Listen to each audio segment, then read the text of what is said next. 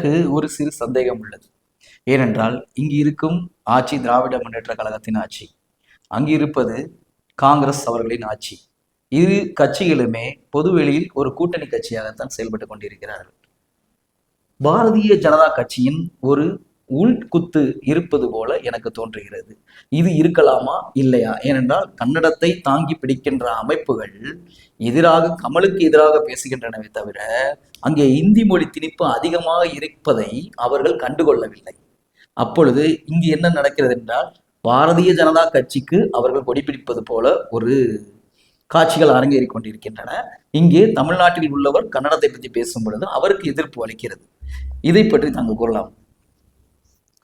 நிச்சயமாக இந்த குழப்பங்களை கர்நாடக பாஜகவினர் தான். ஏனென்றால் அவர்கள் அங்கே எதிர்க்கட்சி.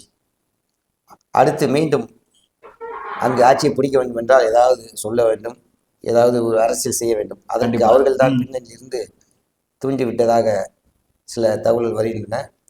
ஆனால் துரதிர்ஷ்டம் என்னவென்றால், இதை தெரிந்தோ தெரியாமலோ கர்நாடக காங்கிரஸ் முதலமைச்சர் அவர்கள் இதில் ஒரு சிக்கலை எளிதாக கடந்து போவதற்கு அவர்கள் யோசிக்காமல், ஏன் இப்படி அவர்களும் சேர்ந்து பேசுகிறார்கள் தெரியவில்லை. அவர்கள் கர்நாடக பாஜகவிற்கு என்னவென்றால் தமிழகத்தில் உள்ள திமுக அதன் கூட்டணி கட்சியிலே எதிர்க்க வேண்டும் என்பது.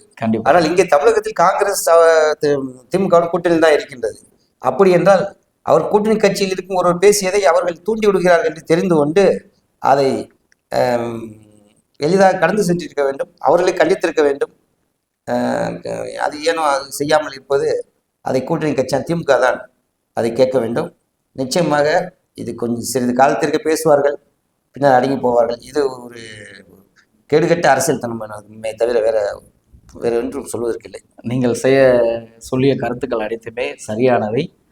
அழகாக எங்கள் அரங்கத்திற்கு வந்து தங்களது கருத்துக்களை பதிவிட்டமைக்காக எங்களது வேட்ஃப்ளை காமெடிஸ் சேனல் சார்பாக உங்களுக்கு நன்றி கூறுகிறோம்.